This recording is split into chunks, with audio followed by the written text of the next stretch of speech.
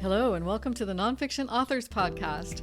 I'm Carla King, your host, and before we start, I'd like to invite you to go to the freebies tab at nonfictionauthorsassociation.com to check out our free reports. We developed these reports to help you figure out things like ISBNs, distribution, optimizing book sales on Amazon, generating book reviews, growing your email list, and we provide checklists on things like publishing and book launches. Now stay tuned for this week's guest.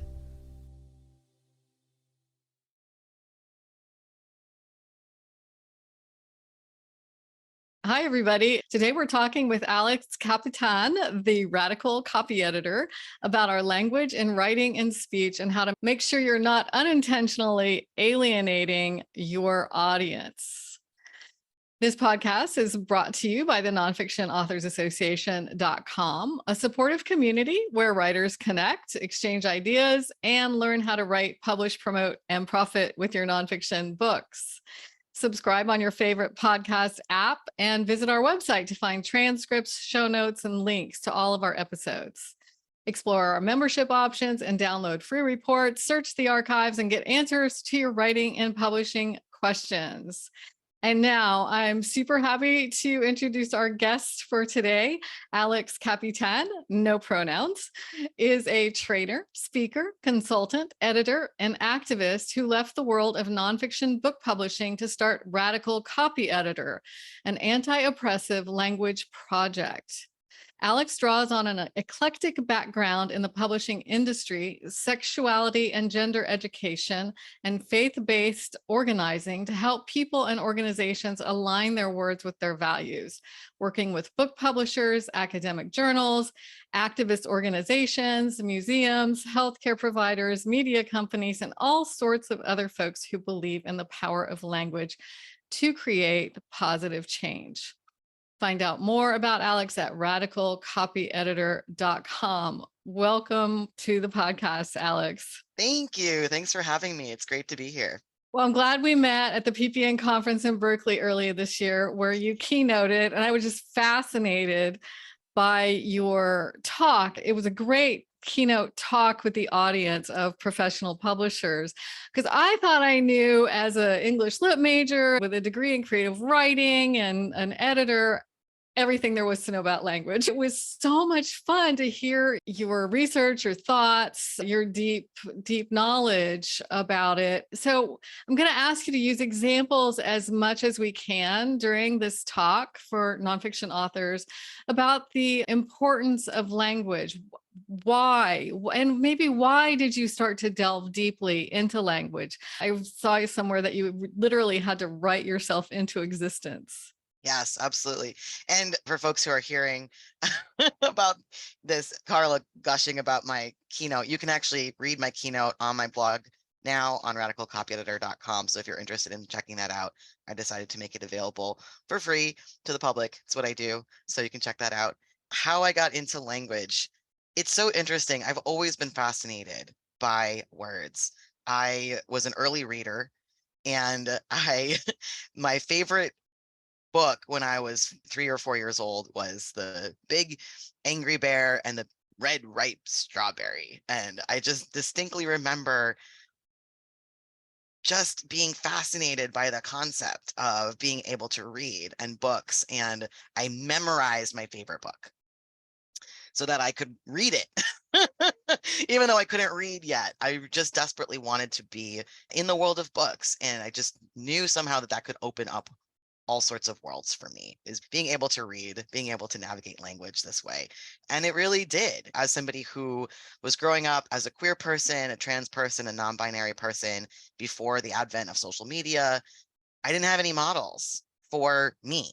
And so being able to find myself in science fiction and fantasy and create whole worlds through words was a really meaningful thing as a kid. And then I started to notice the ways in which words work, the ways in which they paint those pictures and what's under the surface and between the lines. So I was recently reflecting on my route as a radical copy editor, and I remembered writing this paper when I was probably in like 4th or 5th grade. It was one of these bios of somebody famous, and it's like 500 words long, and it's the biggest paper you've ever written in your life. And I chose Olympia Brown, who was one of the first women to be ordained as a minister in the United States.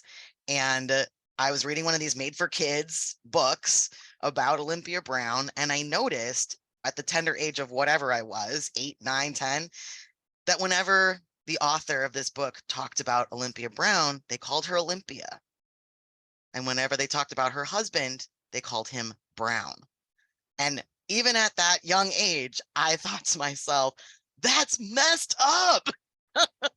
Just those are the sorts of things I started to notice and started to just really pay attention to in terms of the ways in which language helps to shape our world and what gets communicated and what gets hidden between the lines, as it were. And I think a lot of us, we don't even realize, due to our upbringings and our environment, what our speech and writing says about us and to others. We don't even notice, and we're trying to say something that we want to say, and we're saying it wrong because we just don't have this background that you do in language. So there's a whole spectrum of languages. You can research this on your website, but really very subversive, violent, coded, unquestioned, minimizing versus liberatory language. So I wondered if we could just go through all of those and to make those definitions. Yeah, totally. So this is foundational to my approach and my platform as a radical copy editor. When I first started to hang out my shingle in this way, one of the first pieces of content I put out there was this post about the concept of language being a spectrum from violent to liberatory. And this idea that there's this dominant myth out there that language is either bad or good. It's either violent or neutral and purely descriptive, but that's not the way language works. There's this whole spectrum of ways in which mainstream norms, cultural values, all sorts of things get embedded in language in ways that we're usually just completely unaware of. And so the spectrum that I lay out, that again, you can find on my website, starts with violent language. That's the really easy to notice language. It's slurs and hate speech, right? It's very actively biased and hateful. Then there's coded language, which is what happens when violent language goes underground, right? This is the way in which you see this a lot in politics. You see it in the dog whistle. You see it in phrases that are coded in particular ways, like disrespectful inner city kids or traditional family values, that on their face might seem neutral, but those of us who are targeted by this language are really clear what's actually being communicated, right? Unquestioned language is the middle of the spectrum, and that's the vast majority of language. It's just everyday words that just carry unquestioned norms, values, assumptions, expectations. They all just get baked in. One of the examples I often give is the ways that the word white is often used to describe positive concepts, and the word black or darkness is often used to describe negative concepts. This might seem like not that big of a deal, but there's been research that shows that associating darkness with negativity actually translates to associating darker skinned people with criminality. So these are the sorts of things that we're just baked into our everyday world through the everyday words and language that people use around us. And we don't necessarily understand what's even being communicated some of the times when it comes to this stuff. Minimizing language is that the next place on the spectrum, and minimizing language is like the backhanded compliment, right? It's saying things like, oh, you're so articulate, right? Which implies that it's a surprise that someone who looks like you or has your particular set of identities would be articulate. Minimizing language is all lives matter, right? All lives matter is this well-intentioned most of the time, but it's actually in opposition to Black Lives Matter, which is trying to make a very particular point around, we all know that white lives matter. This is not something that is up for debate. This is not something that we need to actively call attention to. So being able to call attention to the folks who need to have their humanity affirmed due to oppression and trying to negate that or minimize that isn't ultimately a helpful thing. And those are some examples of how minimizing language shows up. And then that final end of the spectrum is liberatory language, which is the language that I strive to practice and help manifest in the world. And when I talk about liberation, what I mean is freedom from violence. The whole goal of liberation is to eradicate all forms of violence. And one of the ways we can do that is through how we use words. It has to be part of a larger practice. It's not the only thing or the most important thing, but it is one of the ways in which we can create the world that we want to live in, is through how we use words. So that's the spectrum. Right. The author has a very real responsibility to learn these things that you're talking about. I'm glad that it's coming to the forefront, what you were just talking about, the appropriation of Black Lives Matter. All of a sudden you got stickers everywhere with everything matters, right? That's a cultural appropriation. That's not okay, but people don't realize that. Well, and I think that that's the important thing, is that there's nothing wrong with the impulse to want to, from your own perspective, use language in this positive way without being aware of how that might be perceived, how that might actually be experienced by all kinds of different people. And part of that, it's not a personal failing. We are absolutely taught, particularly in the United States and similar countries, that there is a one right way to use words. And a lot of us, particularly people of the boomer generation, there's a whole period of time in which this was very forcibly taught in schools, to the degree that people were harshly punished for not conforming to standard English. Obviously, that fell most hurtfully on children of color, indigenous children, folks who were actually punished and criminalized for speaking their native languages, not to mention things like Black English and AAVE. Like, that's ways in which conformity was so crucial to actually surviving public school or school of all. So those are the sorts of things that are ingrained in us, of thinking there are these rules when it comes to words, and if we follow the rules, then we'll be okay. We'll be able to get a job. We'll be able to communicate effectively. We'll be able to get published as an author, all sorts of things. And English is such a weird language and it changes all the Yes, time. Oh my gosh. And I did want exactly. to point out too, as a reference, I interviewed George Passaway. He wrote a book last year on code switching. And Yes. that just came to my mind. Can you maybe explain that in this context? Code switching is a great example of how this plays out. And code switching is really just the concept of communicating in slightly different ways depending on who you're talking to, the context that you're in. It comes up a lot when we're talking about people who are navigating multiple cultural realities, whether that's race, ethnicity, nationality. It's like, if you grow up with a very thick accent, particularly if it is an accent that carries a negative value judgment in the larger world, or is stigmatized in the larger world, like a Southern accent, like a very thick Jewish accent, like there's a lot of ways in which you might slip into that accent when you're talking with your family.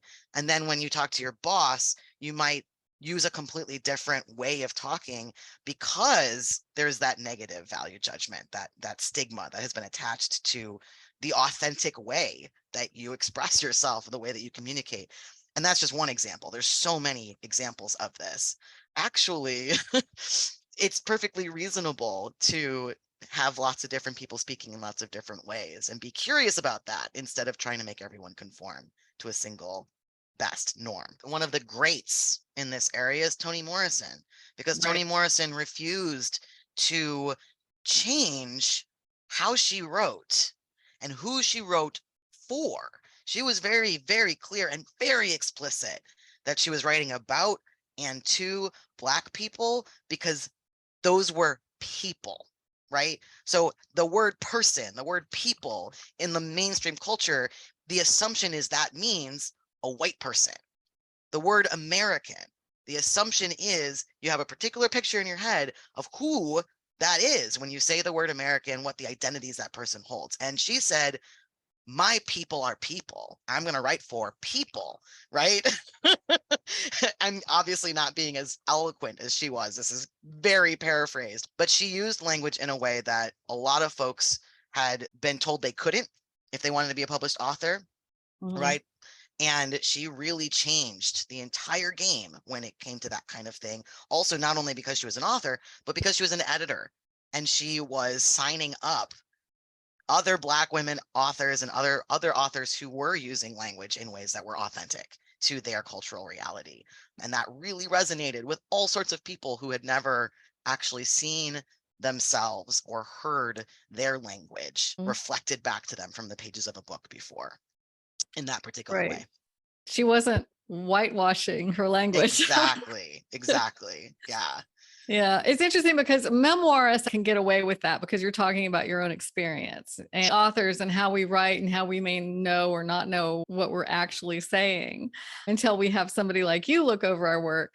And I'm thinking about the business and technology and sports and prescriptive nonfiction authors who are writing and they're not seeing everybody whose career or life their how-to book affects. How do you approach that from an editor's point of view? And how can you maybe advise authors to look at your writing with that eye toward editing for, what do you want to call it? Not PC. We're going to talk about PC. Drawing the widest possible circle around who Without your book being is for. generic and flat.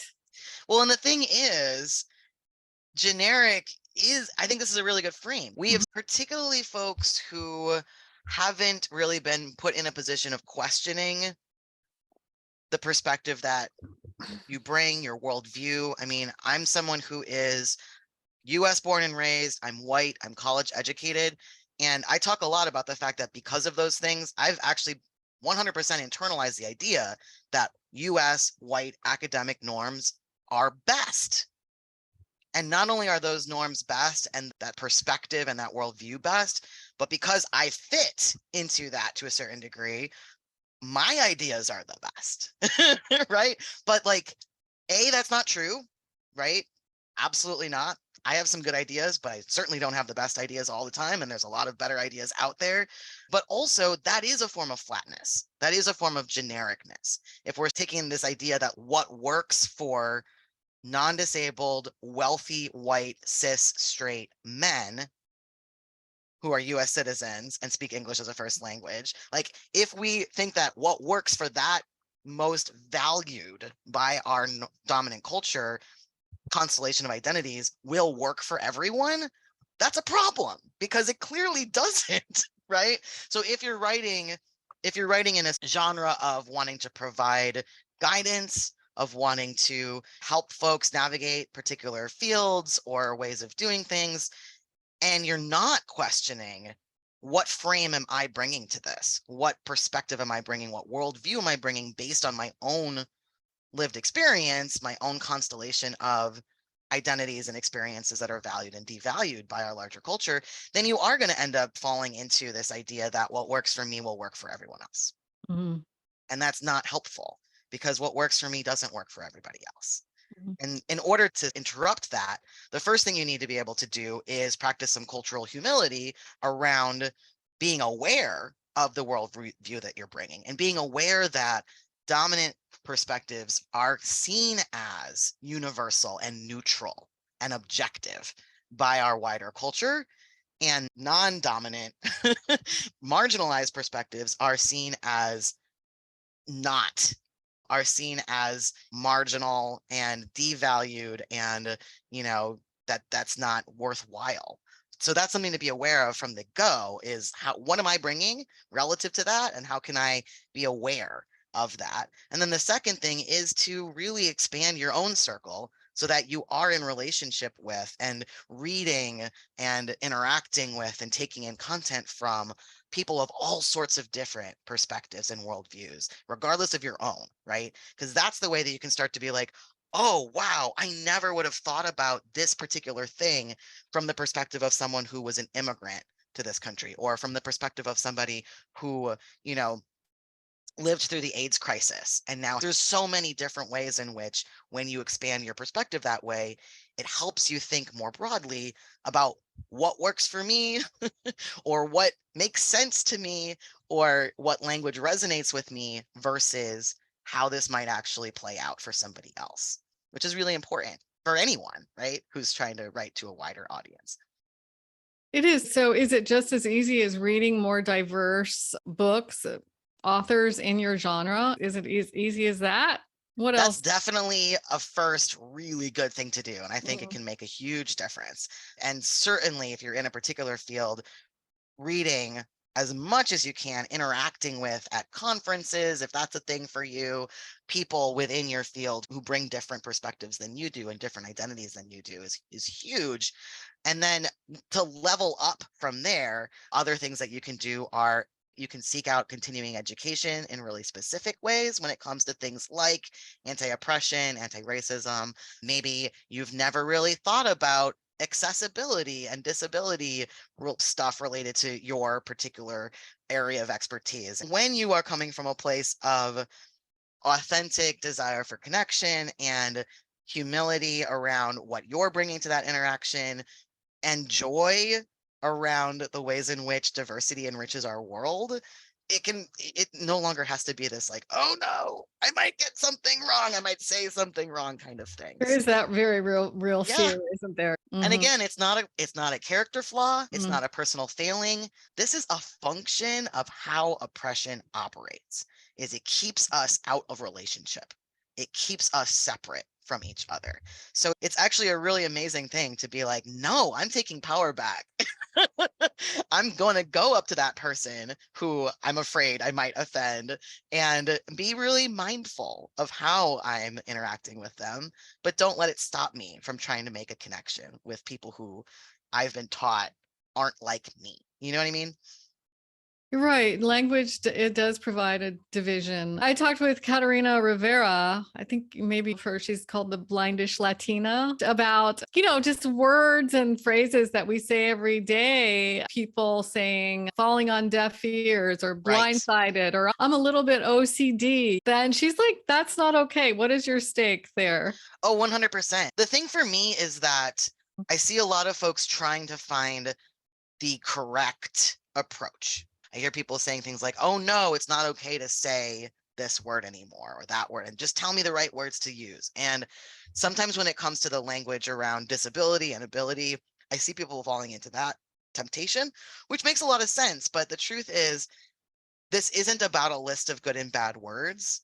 This is about the ways in which everyday language accumulates to Mm. communicate certain things about certain bodies, right? So if you think about it, it's very easy to identify all of the ways in which the language of disability is used to communicate negativity figuratively all over the place, like falling on deaf ears, blind to the truth, crippled by poverty, paralyzed by fear. These are the sorts of ways in which the language of disability gets used figuratively for negative concepts Mhm. constantly. The language of ability gets used figuratively for positive concepts like take a step in the right direction, see the light, the ways in which our language is just rife with this. What that tells us is a lot about the ways in which our larger culture that we're moving through values and devalues human beings. So it's not a matter of just eradicating certain words, it's a matter of really changing our mindsets and thinking through, oh, right, OCD is an actual medical diagnosis and it's a real experience that people have. I probably shouldn't use it as this lighthearted, flippant joke because that actually has a real impact on human beings. And there are some things like single blind versus double blind peer review, right? So there's a lot of terms out there like that where there isn't a great replacement. And it's not that useful to obsess over the specifics of the word choice. It's much better to be thinking about the whole picture. And we don't ever have to say it fell on deaf ears. There's no need. We can use different language that actually ends up being more creative a lot of the time. For those of us who are creative writers, it can be richer when we find different figurative metaphors than the ones that just come to hand immediately. But also it's about finding ways to use the language of disability in positive ways sometimes, or use the language of ability in negative ways. Sometimes the light can be burning, not just like not blinding. And sometimes not being able to see can be a positive thing, right? So there's ways in which we can start to subvert all of that if we are keeping in mind the whole picture instead of just hyper focusing on word choice. Does that make sense?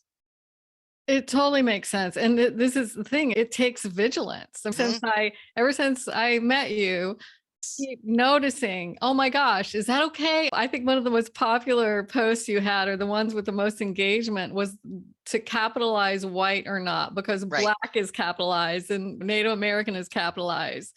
And so I'm seeing that a lot. And why don't we just talk about that one in particular? Sure. That's a really good example, because what happened was Black has been capitalized for decades and decades by Black people and by Black-led media and presses.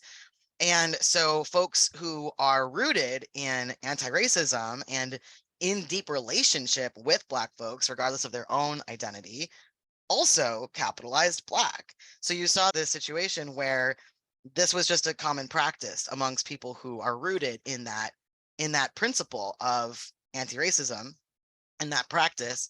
And the rest of the mainstream publishing industry had mostly an attitude of quote unquote consistency. So if you were following most style guides like AP or Chicago, you would use a lowercase. Actually, Chicago was a little bit more context specific, but its default was lowercase all around. All colors is basically what those sorts of style guides say. And then APA said uppercase all the time. So it depended, right? So we already are seeing some inconsistency within the larger world of how to use English in terms of what to do there. And then when you started to see some real new energy around how to pay attention differently to the ways that racism shows up in subtle ways in our everyday life, particularly in the wake of George Floyd's murder, there was a lot of folks out there who started going, hey, can we please just capitalize Black already? Because it's been a long time that this has been a thing, and it's a cultural identity that is shared by a group of people. And that is generally the benchmark for capitalizing a term, is this is a shared cultural identity on the level of something like Irish, Chinese, Indian.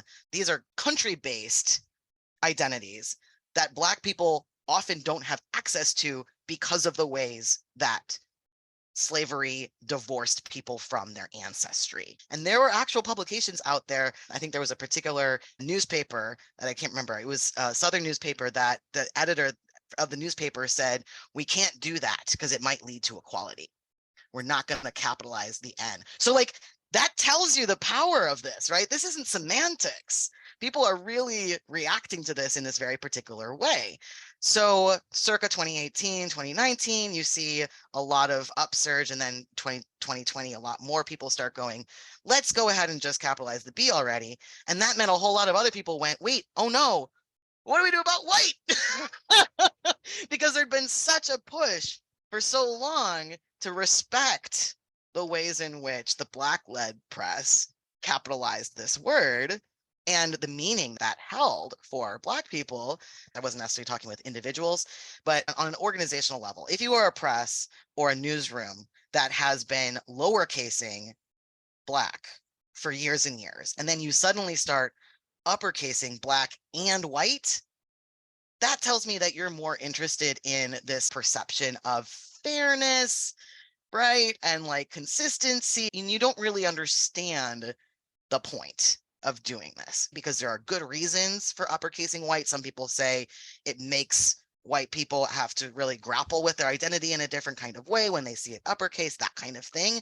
I think we can have a more nuanced conversation about it if we've had a nuanced perspective on this for some time, versus just tell me the right thing to do and okay, we're just going to do the same thing for everybody, because that to me doesn't really speak to an authentic engagement with the topic at hand. And the other piece of this for me, and the reason why I uppercase Black and I lowercase white personally as a personal practice, is because what I've experienced in my own life is that people who use B with Black with an uppercase B are folks who are rooted in anti-racism, and people who use uppercase B and uppercase W tend to be people using APA style and trying to be consistent.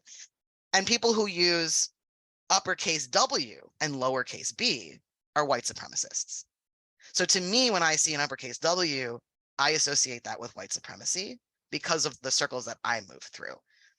That could shift, that could change for me depending on how we collectively navigate a world in which capital B Black is now the norm instead of the outlier. But for now, for me, that history of capital B Black, capital W White means anti-racism, and lowercase b Black and uppercase W White means white supremacy informs my choice, informs why I do what I do.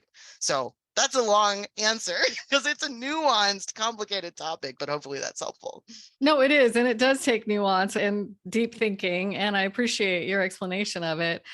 And what are the consequences? The consequences are terrible reviews of your book. True. Of alienating your audience, of being accused as being a supremacist when you don't want to be, right. That kind of thing.